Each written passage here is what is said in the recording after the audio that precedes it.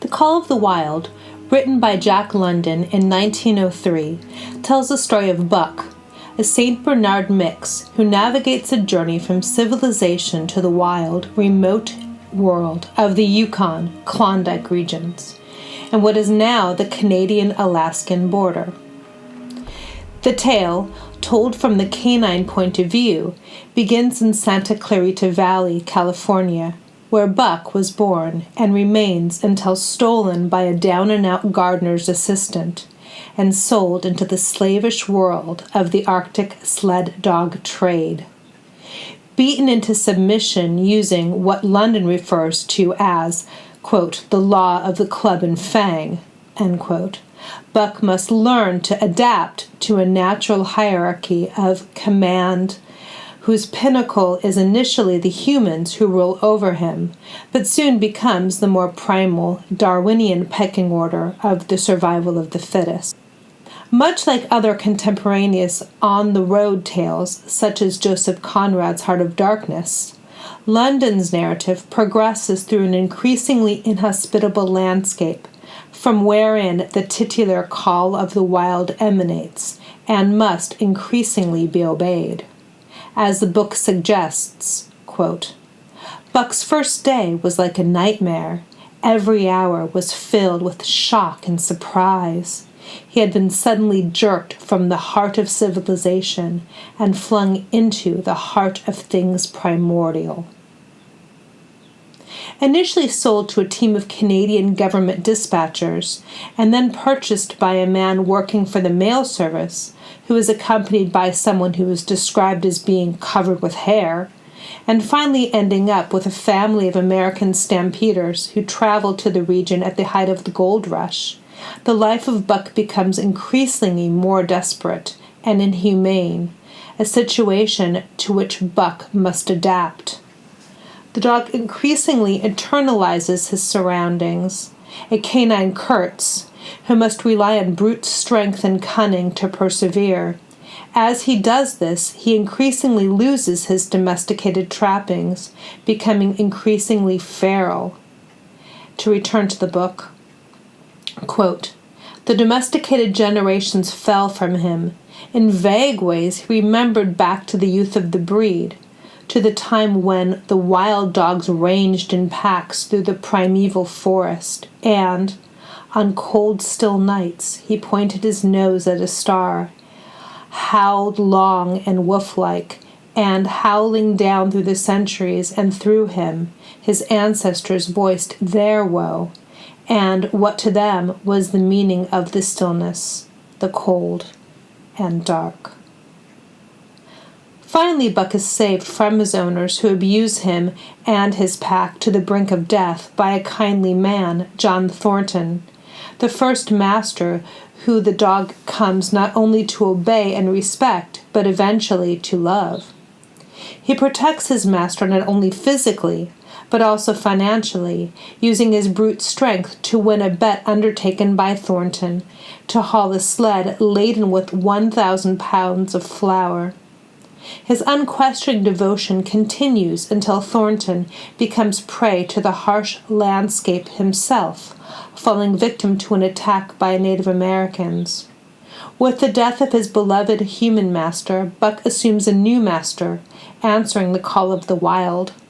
As the book describes, quote, he drank, scenting the wind with him, listening with him and telling him the sounds made by the wild life in the forest, dictating his moods, directing his actions, lying down to sleep with him when he lay down, and dreaming with him and beyond him, and becoming themselves the stuff of dreams. Each day mankind slipped farther from him, mysteriously thrilling and luring. The call was sounding imperiously deep in the forest, and later, sometimes he pursued the call into the forest, looking for it as if it were a tangible thing. He would thrust his nose into the cool wood moss or into the black soil where long grasses grew, or he would crouch for hours behind fungus-covered trunks of fallen trees. It might be, lying thus, that he hoped to surprise this call he could not understand. The Call of the Wild ends as Buck disappears into the barren, icy expanse of the Klondike Yukon. Here, his tale becomes impossible to trace for a civilized human such as London. Quote, and here might well end the story of Buck, but for the tale of the ghost dog, a great gloriously coated wolf, yet unlike other wolves. When the long winter nights come, he may be seen running at the head of the pack, through the pale moonlight, or the glimmering aurora borealis leaping, his throat a bellow, singing a song of the younger world, which is the song of the pack. Much like his canine protagonist, Jack London himself was a traveling man who followed a similar route to that which he described through the character of Buck. Born in California, London became a hobo, seeking his fortune at the age of 14 in the Klondike Gold Rush. It was here, rather than in the, quote, civilized world of California and Berkeley, that London says he found himself.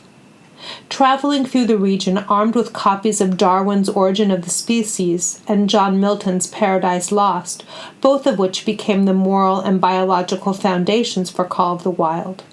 However, even more than this more civilized of foundations, it was the world that surrounded him which inspired and motivated him to write this, arguably the most famous and enduring of all his novels.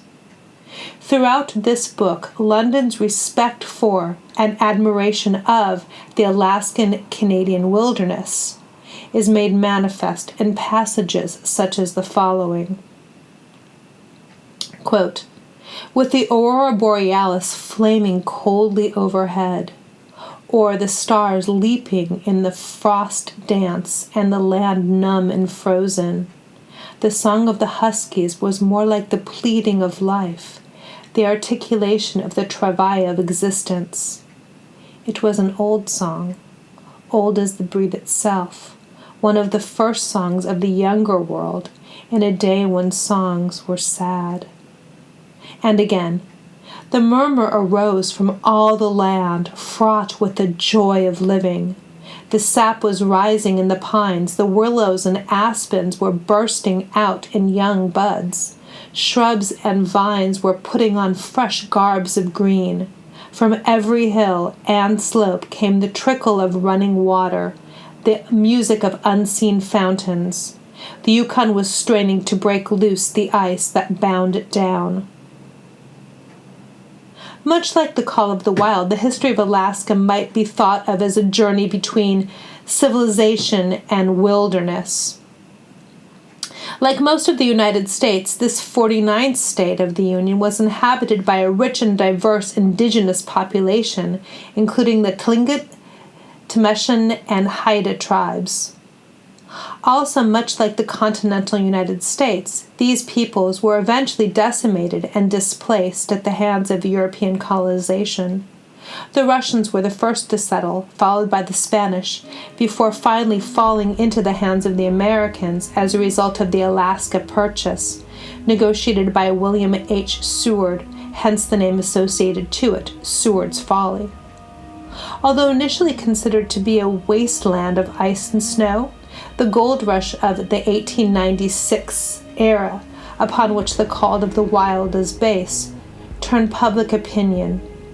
The statehood was approved by Congress in July 7, 1958, and Alaska was officially proclaimed a state on January 3, 1959.